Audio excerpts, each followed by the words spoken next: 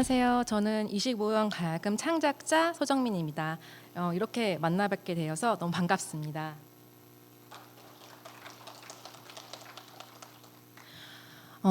저는 한 이제 대학교 때부터 해외를 꾸준히 나가기 시작을 해서 한 20년 정도 해외 무대를 목표로 지금 지속적으로 활동을 이어오고 있는데요. 제 작은 경험을 오늘 조금 공유해 드리려고 합니다. 제 오늘 주제는 국제 교류를 위한 예술가의 준비 과정과 무대 이야기입니다. 제가 다녀왔던 나라들을 이제 한번 정리를 해보았어요. 그랬더니 미국, 캐나다, 호주, 뉴질랜드, 인도네시아, 인도, 중국, 대만, 홍콩, 브라질, 쿠바 그리고 유럽 국가들이 있더라고요. 특히 영국이나 프랑스 그리고 미국 같은 경우에는 10회 이상 공연을 했었습니다. 그래서 오늘 이제 이 중에서 몇 개의 나라들을 소개해 드릴게요. 저는 2010년 여성 국악 듀오 숨이라는 팀으로 시작했습니다. 이제 가야금과 피리 이 여성 듀오라는 어떤 동양적인 이미지를 이제 이렇게 사진으로 담았고요. 저희가 이제 팜스 초이스 그리고 전히트 코리아를 지속적으로 선정이 되어서 많은 해외 델리게이터들한테 소개가 되었었고 이제 2012년에 워맥스에 선정이 되면서 이를 기점으로 그 네덜란드에 위치하고 있는 그 얼스비트 제롬과 이제 계약을 하게 되면서 유럽에서 활발하게 활동을 시작했습니다. 지금 생각해 보면 가장 생각났던 이제 페스티벌이 그 호주 워메드에서 이제 아델레이드라는 곳이었는데요. 굉장히 가족 친화적이고 그리고 여기는 내가 다시 한번 오고 싶다라고 생각했던 이제 페스티벌이었고 이 외에도 뭐 사우스 바이 사우스 웨스트 그리고 워맥스도 마찬가지였고 또 뉴질랜드 워맥스도 다양한 그 해외 마켓에서 다양한 예술인들을 만나고 또 약간은 긴장되지만 또 제 음악을 이렇게 소개하는 그런 과정들이 굉장히 저를 스스로 뭔가 양성하는 과정을 거쳤던 것 같습니다. 이렇게 10년 정도 활동을 하고요. 저는 이제 솔리스트로 이제 방향을 조금 전환하게 되었습니다. 25형 가야금 한 대로 무언가 제 이야기를 담고 좀 작품화하고 싶어서 전향을 하게 되었고요. 이 첫 번째 제 1집은 카오스모스 25 그리고 2집은 홈 그리고 3집은 원 마이 유토피아 그리고 최근 작품은 보름달 아래에서 추는 춤 강강솔레가 있습니다.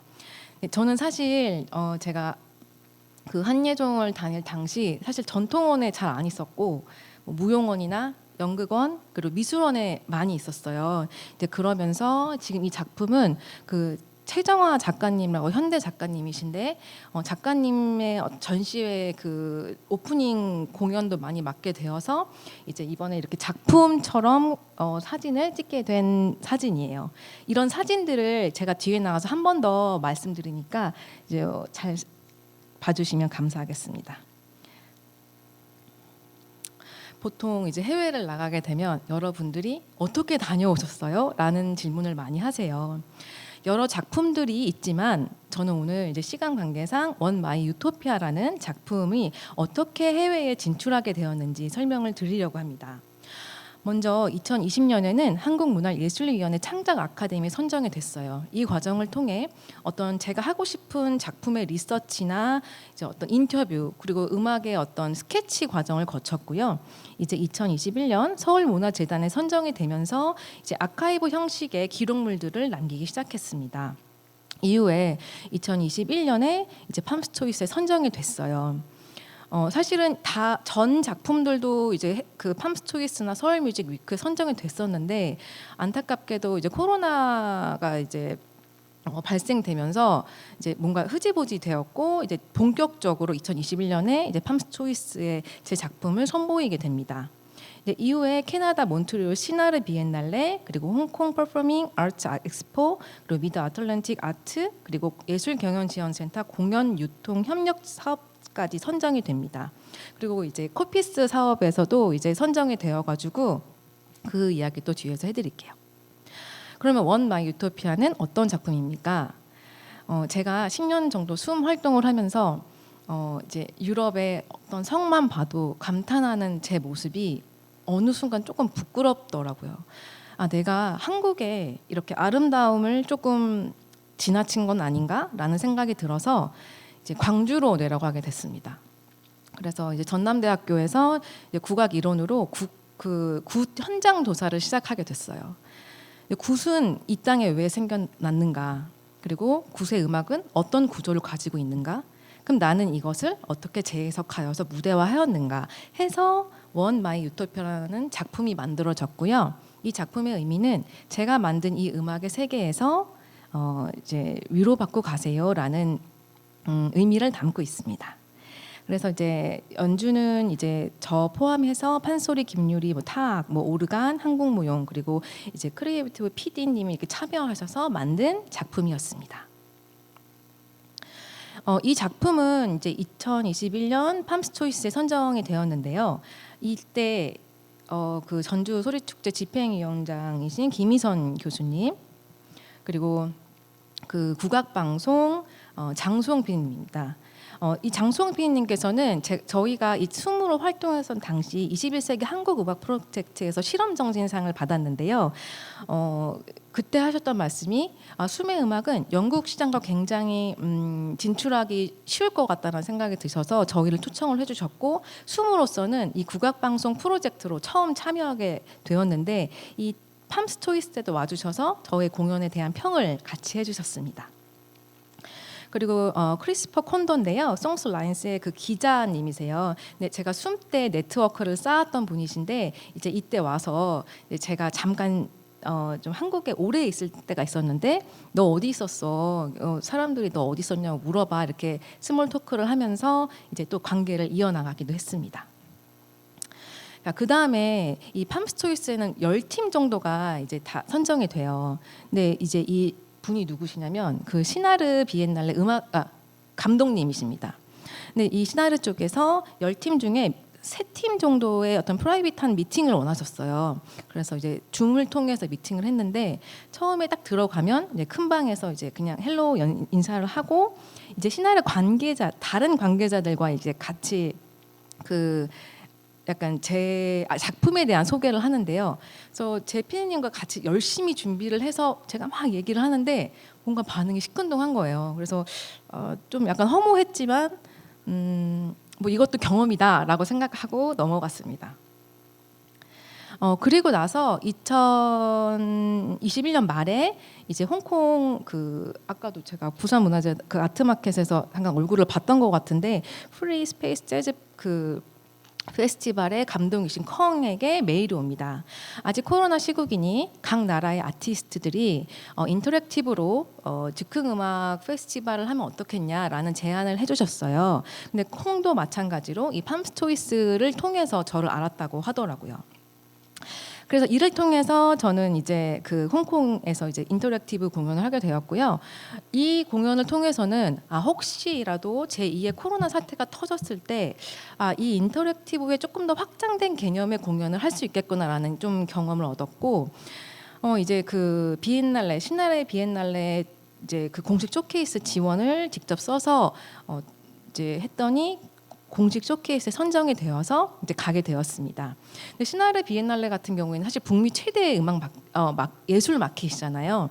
그래서 어떤 예술이 이렇게 올까 그 트렌드를 한번 읽어보고 싶었는데 확실히 그 서커스에 굉장히 중점되어 있었고 제 음악을 보러 온 사람들 중에서도 이 서커스 음악을 하는데 그 서커스의 반주 음악을 찾으러 왔다고 하더라고요. 그래서 그런 음악 시장을 봤던 또 경험이 되었습니다. 자, 그리고 이제 2024년 2년 정도 준비한 미국 미드 애틀란틱 아트가 이제 시작이 되었는데요. 이거는 이제 다음 이제 그 강연자이신 김영국 국장님 그리고 아까 맨 왼쪽에 김희선 교수님 그리고 전주 소리축제 전 부장님이신 한지영 이제 분장님께서 이제 이 애틀랜틱 그 아트 쪽에서 그 총 15명의 아티스트를 이제 추천해 달라고 하셨고 이 15명의 아티스트들이 미국 기관들의 투표를 통해서 최종적으로는 5명의 아티스트들이 선정되었습니다. 그래서 이제 거기 선정이 되어서 이제 미국에서 뉴욕 스테이트를 중심으로 공연을 했고요. 근데 이때 당시에 사실은 저는 유럽 시장은 이제 많이 진출을 해서 편했는데 미국이 내 음악이 맞을까라는 굉장히 고민을 했었어요. 그리고 사실은 이제 그 중간에 그 공연 부킹을 잡아주신 이제 어떤 분이 좀 재밌는 음악을 들고 와라 이랬는데 제가 끝까지 저는 제 작품으로 됐으니까 제 작품으로 가겠습니다 하면서 이제 약간 걱정되는 마음으로 갔었죠. 그런데 다행히도 반응이 좀 나쁘지 않았어서 조금 다행이었던 기억의 공연이 남아 있고요. 그리고 좀 힘들었지만 미국 시장이 어떤 음악 시장을 구축하고 있고 어떤 극장이 어떤 시스템이 있는지 조금 알아봤던 이제 그런 공연이라고 말씀드릴 수 있을 것 같습니다. 그 다음에 이 홍콩 그 퍼포밍 아트 엑스포에 대해서 조금 더 설명을 드리고 싶은데요. 2023년에 저한테 메일이 이렇게 왔어요.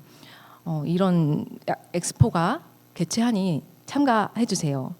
근데 지원금이 꽤 많았던 거예요. 그래서 저는 좀 의심을 하고 그냥 일단 스팸 메일을 넣었는데 이게 계속 메일이 오더라고요. 그래서 이제 홍콩 구글에 이제 그 기사를 찾아보니 굉장히 크게 이제 아나운서를 했더라고요. 그래서 왜 지금 왜 홍콩이 아시아에서 최대 그 가장 큰 마켓을 만들려고 할까라는 생각이 들더라고요.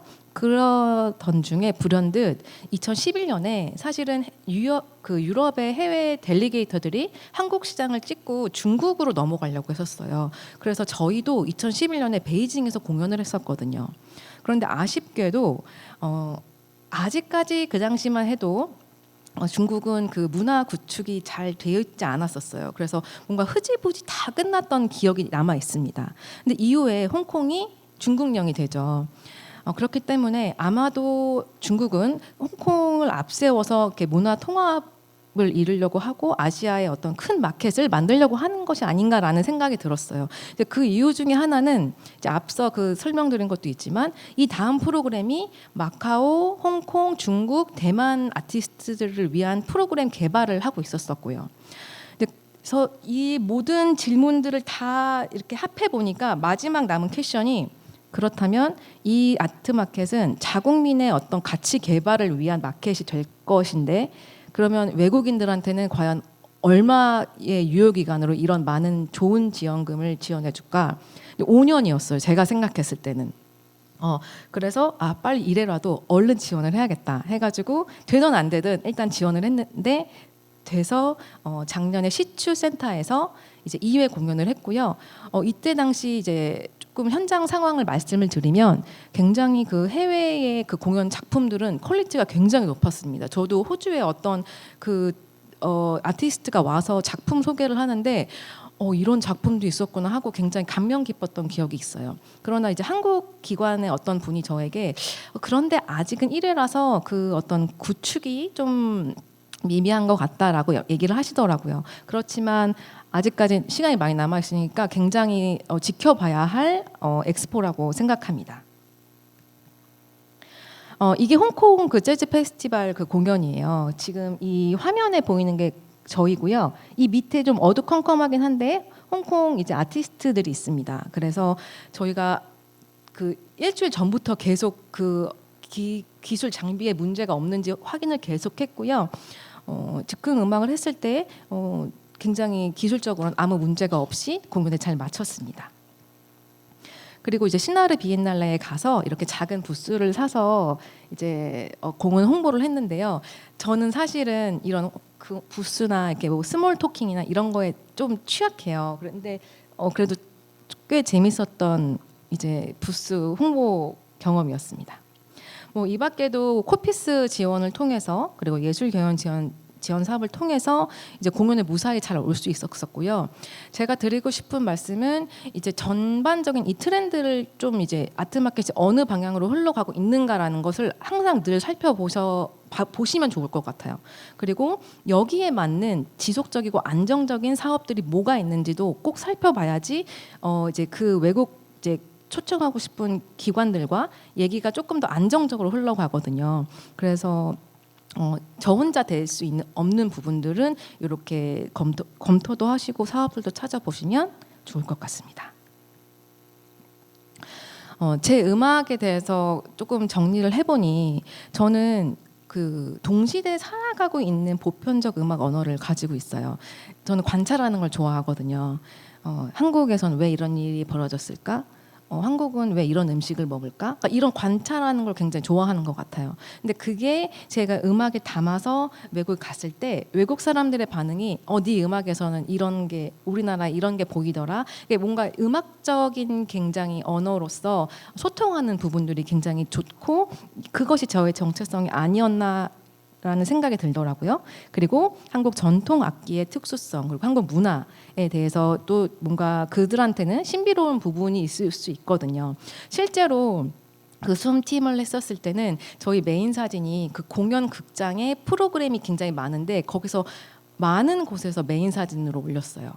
그렇기 때문에 그리고 제 그 원 마이 유토피아 사진도 그 프로그램 중에 가장 메인 사진으로 올렸던 적이 있었는데 그렇기 때문에 그 사진에 조금 더 그 내 작품에 대한 정체성이 많이 담겨 있으면 조금 더 홍보가 될 수 있으니 이 부분도 제가 좀 팁으로 드릴 수 있을 것 같습니다.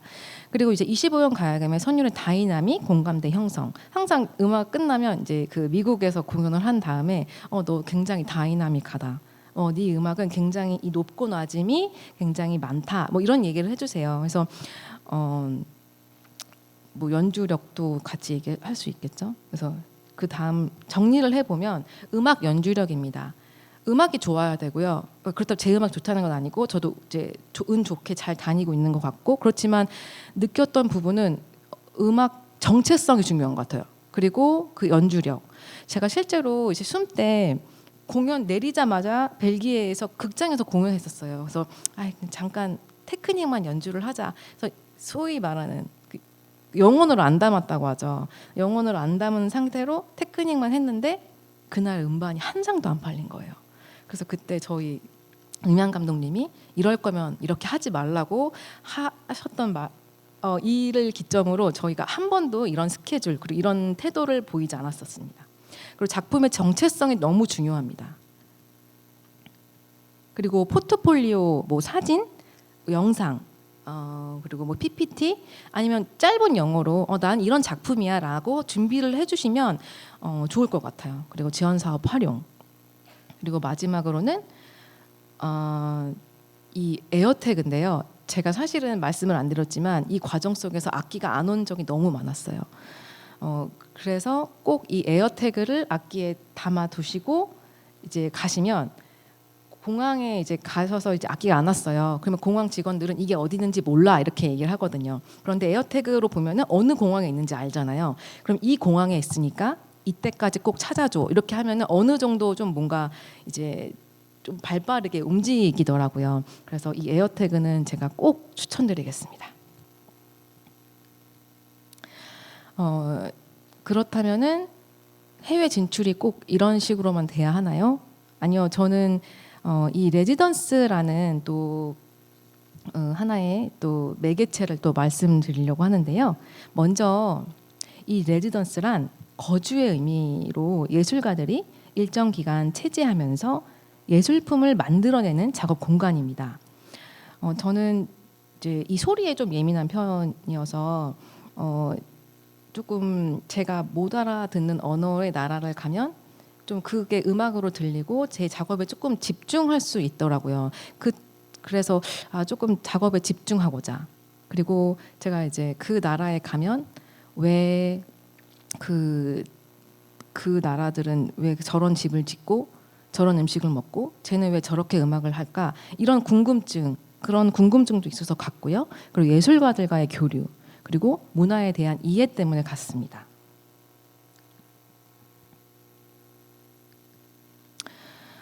저는 총 6번의 레지던스를 갔어요. 제일 먼저 갔던 건 숨으로 타이페이 아티스트 빌리지에서 한 3개월 정도 있었고요. 여기서 또 그 텀블러 서머스 회사 혹시 아시죠? 그 회사의 아트 디렉터가 저희를 이렇게 또 한 번 불러주셔서 한 1년, 토탈 1년 정도 대만의 전국에서 크고 작은 공연을 해왔습니다.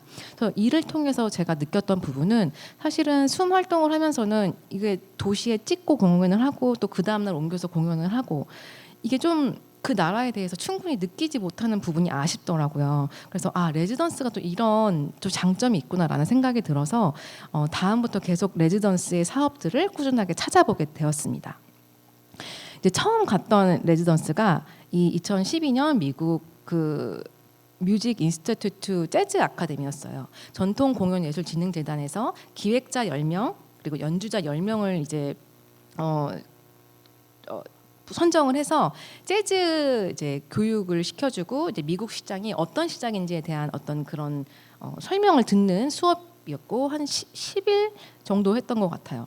근데 과연 미국 재즈는 어떤 교육 방식을 할까 이제 엿보니 너무 체계적이더라고요. 그래서 이런 경험도 알게 됐고 두 번째 이제 기획면에서는 아직까지도 기억이 나는 게 꼭 티셔츠를 만들어야 된대요. 티셔츠를 만들면 돈이 되니까 티셔츠를 만들라. 그래서 이 두 가지를 얻고 왔던 이제 그 레지던스였고요.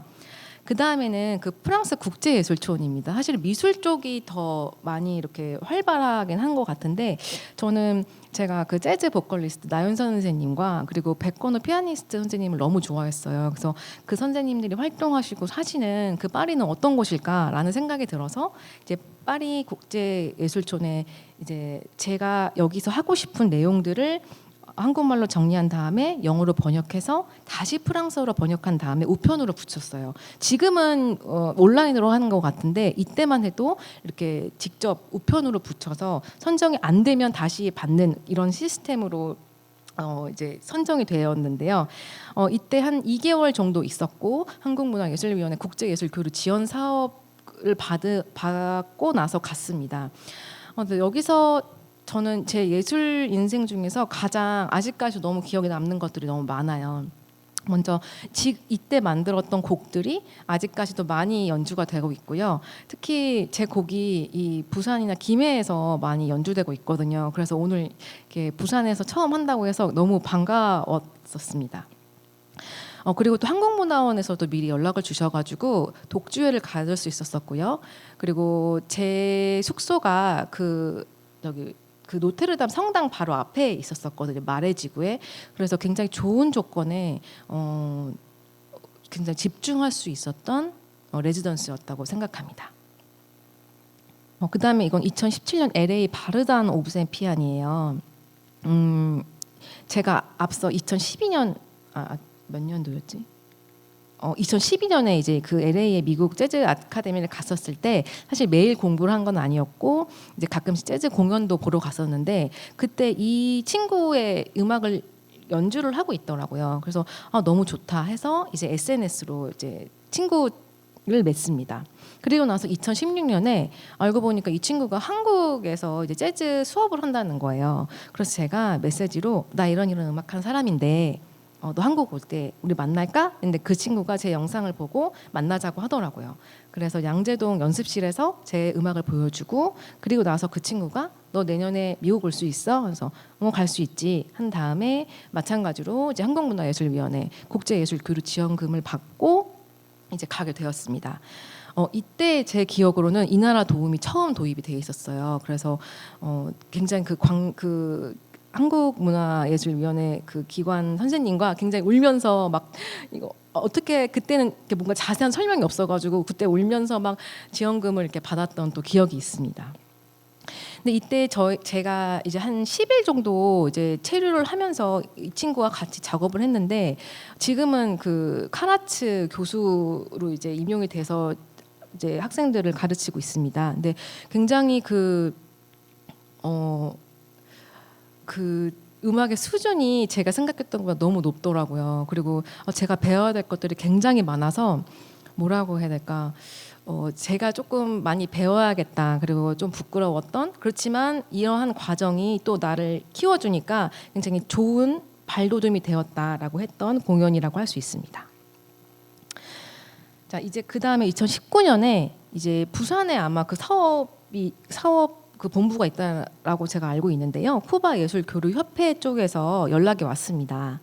유튜브를 보고 영상을 보고 이제 연락을 했는데 쿠바에 그 에메 알판소라고 있다고 하더라고요. 근데 그 친구와 제 음악이 굉장히 잘 맞을 것 같으니 한번 와서 이렇게 공연을 해보면 어떻겠냐. 근데 조건이 이제 쿠바에서 제 독주회로 2번 그리고 한국에서 에메가 와서 1번이었었어요. 그래서 그 전에 이제 사실은 10일도 이게 짧거든요. 그래서 이제 미리 이제 메일로 각자의 음악을 공유하고 싱어송라이터이기 때문에 가사적인 부분도 이제 메일로 계속 이야기를 하고 쿠바에 도착했습니다. 그리고 나서 굉장히 나이도 똑같고 뭔가 말도 잘 통하더라고요. 그래서 그 굉장히 유명한 공간이죠. 쿠바의 파브리카라는 그 건물이 있는데 이 건물도 이제 이 친구의 오빠가 운영을 하고 있었고 실제로 이 에메는 지금 작년에 그 그래미 라틴 어워드에서 상도 받았었어요. 그래서 아버지 어머니가 거의 쿠바에서는 양희은 조용필급이더라고요. 그래서 굉장히 그 공연에 뭔가 환대라고 해야 될까요? 그래서 그런 것도 있었고 이제 이 쿠바는 아프리카의 역사를 갖고 있잖아요. 그래서 이 아프리카의 역사와 제 음악이 합쳐져 가지고 다양한 음악을 만들었습니다. 그리고 작년에 2023년 제가 쿠바 그 디스코 페스티벌을 참여를 했었는데 그때는 세션으로 갔었어요. 근데 그때도 에메를 만나서 앞으로도 우리 계속 공연을 이어나가자라고 얘기를 이제 계속 네트워크를 이어갔습니다. 저는 사실은 이 홍콩 엑스포를 끝나고 저에게 그 영국 사우스뱅크나 이제 뭐 미국 쪽이나 뭐 연락이 왔었어요. 근데 제가 약간 좀 앞으로 지속적이게 내가 협력할 아티스트는 누구인가라는 좀 고민이 들더라고요. 그래서 대만 쪽으로 저는 사실 대만 친구들이 이제 1년 정도 살았기 때문에 있거든요. 그리고 그때 중국어를 조금 배워서 어느 정도 소통이 될 수 있었었고 그래서 제가 대만예술대학교에서 특강을 했었는데 그때 이제 배웠던 리칭의 이론 선생님께 연락을 드렸어요. 선생님 잘 지내시나요? 제가 대만의 아티스트와 작업을 하고 싶은데 혹시 소개해 주실 분 있으실까요? 그랬더니 이제 이 비파 아티스트를 소개시켜 주시더라고요. 그래서 이제 그 친구와 얘기를 했는데 이 친구가 한국 음악에 너무 관심이 많은 거예요. 그래서 제가 대만에 일단 3주 정도 가겠다. 왜냐면 대만은 사실은 물가가 그렇게 비싸지 않아서 어떤 지원금이 없이 좀 한번 가보자라는 이제 목표를 두고 이제 대만에 갔습니다. 그래서 갔더니 굉장히 그 한국 산조에 관심이 많았어요. 그래서 그 산조를 바탕으로 비파와 가야금 작업을 계속 하고 있고요.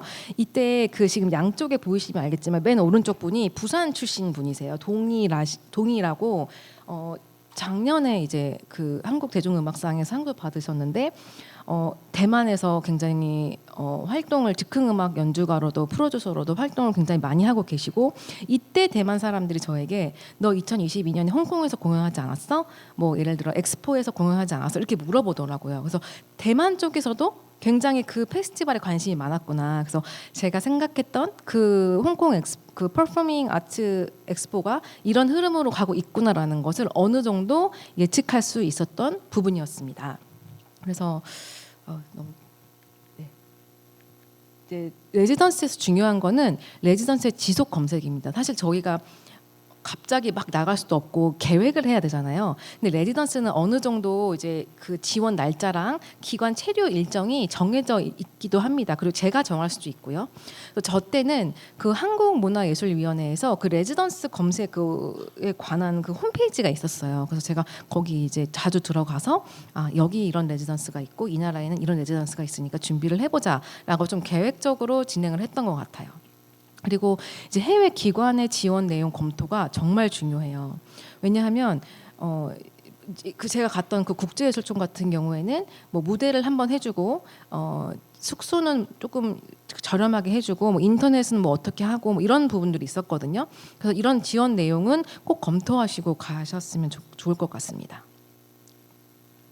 그리고 레지던스에는 목표가 필요합니다. 왜냐하면 물론 쉬러 간 레지던스도 있지만 저는 사실은 쉬러 가는 것보다는 목표를 두고 내가 한 곡은 만들겠어, 뭐 두 곡은 만들겠어, 내가 이 작품은 만들겠어. 좀 목표를 두면 사람이 조금 간사한 게 좀 기간이 또 정해지면 또 바짝바짝 하더라고요. 그래서 이런 목표를 두고 가면은 굉장히 좋을 것 같고요. 이후에 후속 사업도 굉장히 중요합니다. 저는 프랑스에서 이제 만든 작품들을 2016년에 앨범으로 이제 1집 앨범으로 만들었고 이제 이 작품은 상은 타지 못했지만 그래도 한국 대중음악상 노미네이트까지는 올라갔습니다. 그리고 이제 프랑스에 있으면서 굉장히 즉흥적인 일들이 많이 생겨요.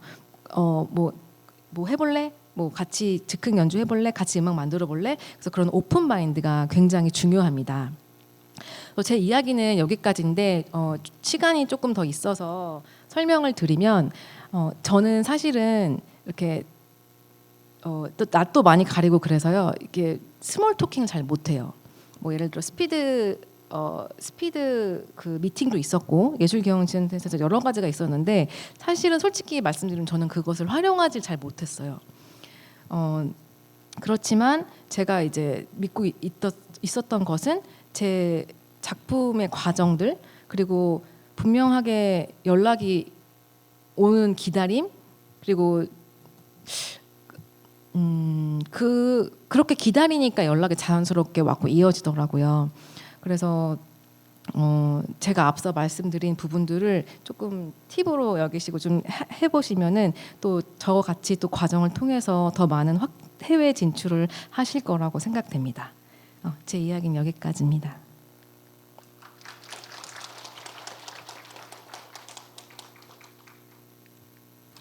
제가 그 미리 질문지를 받았는데요. 국제 교류 예술에서 가장 중요한 것은 무엇인가요? 저는 정체성이라고 생각합니다. 내가 어떤 음악을 하는 사람이고 어떤 음악을 해야 되는지 어떤 작품을 만들고 이제 이런 정체성이 굉장히 중요한 것 같아요. 제가 아까 앞서 설명드리지는 못했는데 이 원 마이 유토피아라는 작품은 그 전라도 굿을 재해석한 작품입니다.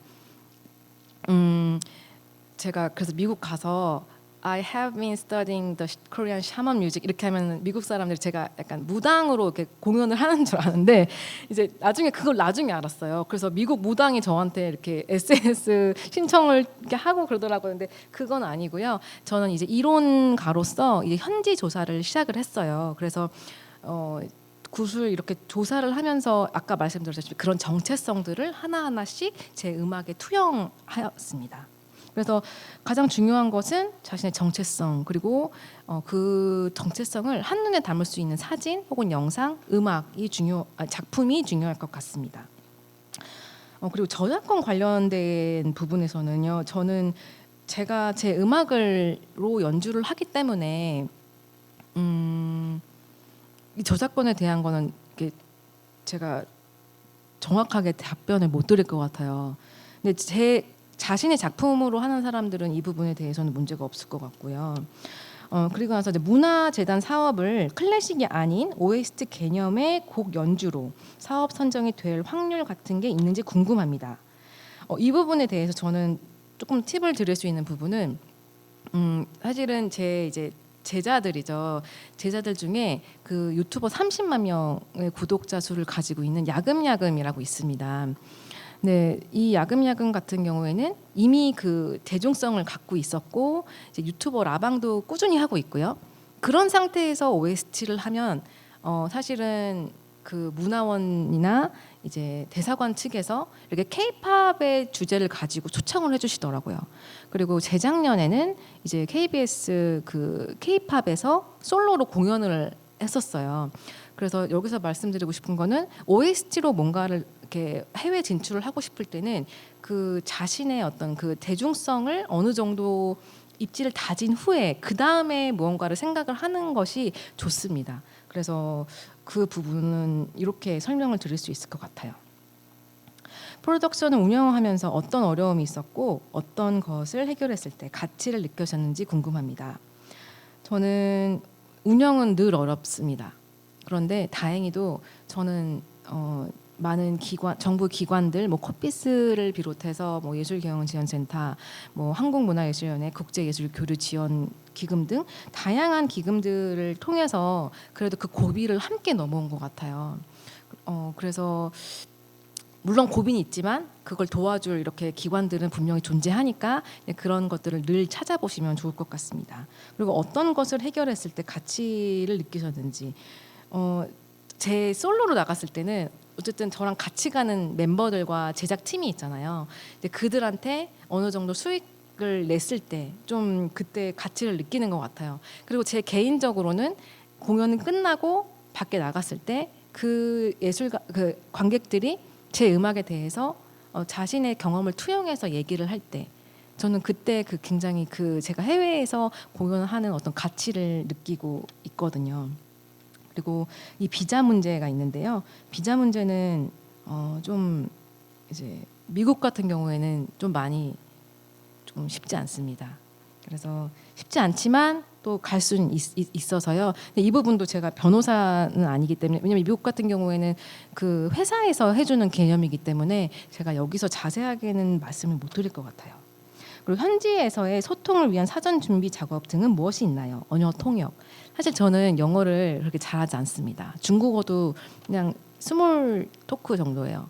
그런데 제가 작년에 미국을 가서 조금 미국 언어 실력이 좀 올라왔고, 그리고 언어보다는 이게 한국 사람도 그렇잖아요. 우리 같은 한국말 하지만 대화가 안 통하는 사람이 있고, 근데 해외도 마찬가지로 나랑 언어가 다른데도 뭔가 말이 잘 통하는 또 아티스트들이 있어요. 그래서 아티스트 교류를 하고 싶을 때는 결국엔 나랑 맞는 사람을 찾아야 하고, 이 뭔가 제작팀 프로덕션으로 뭔가 극장과 대화를 할 때는 저는 전문가를 꼭 같이 가시면 좋을 것 같다라는 부분을 말씀드립니다.